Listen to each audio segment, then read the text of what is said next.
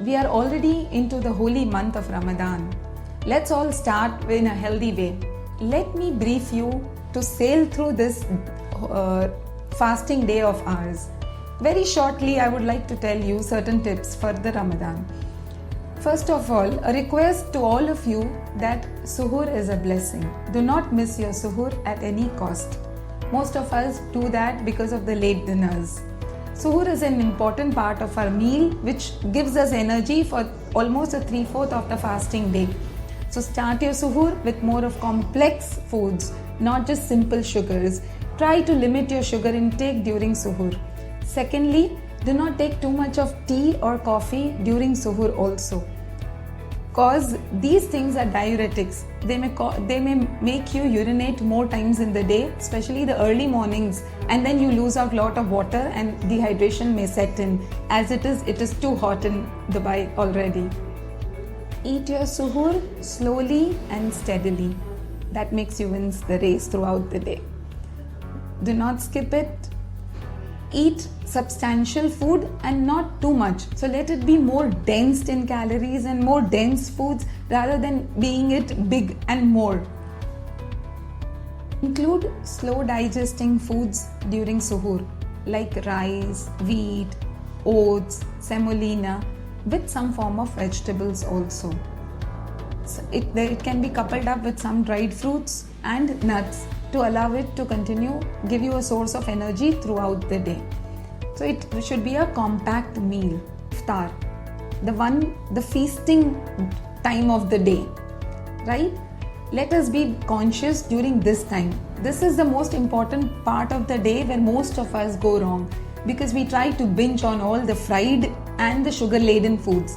In fact, we need to start very slow. You don't need to overfeed yourself as soon as the iftar time is on.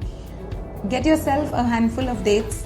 You can have some small amount of fruits rather than juices and break your fast. Relax, pray your Maghrib, and then you can finish your dinner, a wholesome dinner.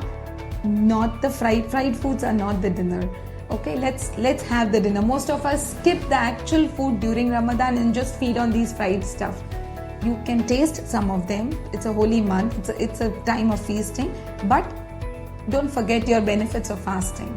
So treat yourself with small amount, have your dinner, and then maybe you can go for your Tarawih prayers. Post Tarawih, small amount of nuts or fruits can be a good, or yogurt can be a good form of snack. Do not overeat after your Tarawih prayers because that would not allow you to have a substantial suhoor. So plan your meals. The most important part which should not be forgotten is the most forgotten nutrient or ingredient of our day, water. Water should be consumed in enough quantities so that we maintain hydration. With summers and long hours of fasting, we tend to be dehydrated.